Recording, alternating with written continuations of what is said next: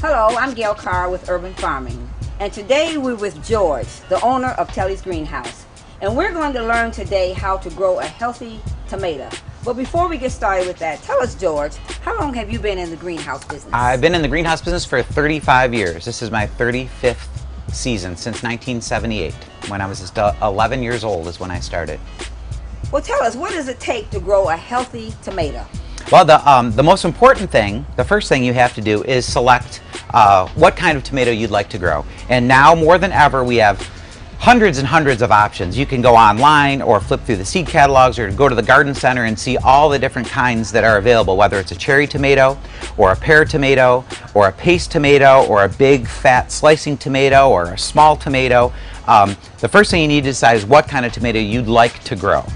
Once you've decided what kind of a tomato you'd like to grow for whatever purpose it is, whether it's sandwiches or salads or cooking or canning or whatever, then you need to sort of decide between two different really big groups of tomatoes, and those are the indeterminate tomatoes and the determinate tomatoes.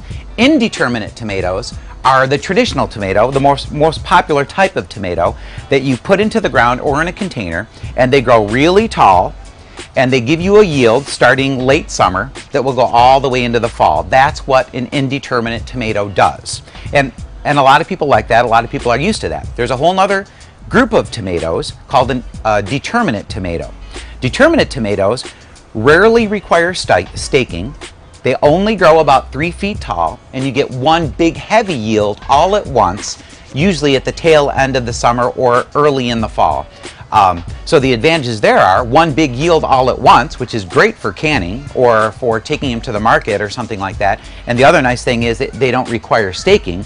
But most of us prefer an indeterminate tomato, a tall tomato that we're going to have to stake someday that will give us a yield over a long period of time. So that's the first thing you need to do, decide which tomato that you'd like to grow. So George, how big does a root system in a tomato plant grow? Well, the larger the container, the larger the root system is going to grow. So you put it in a large container, it will literally fill the entire container. When you're gardening in the ground, if you only dig down a couple feet and then you hit clay, that's as far as the root system can go. So the farther you dig, the farther the root system will go, and they have seen where the roots on a tomato plant will go down 5 feet. 5 feet. If the soil is prepared well that far down. Now, most people don't do that. It's a little impractical, but the better you prepare the soil down deep, the farther the root system can expand. Because tomatoes develop such a large root system, they need to have a big hole. Whether it's a big hole in the ground or a large container, either one will be fine. Tomatoes also have this other requirement that's sort of unique, and that is that they like a lot of calcium in the soil. So when you go to plant your tomato plant, you can provide calcium from a number of different sources, one of which is Tomato Tone, which is formulated specifically to be high in calcium for tomatoes.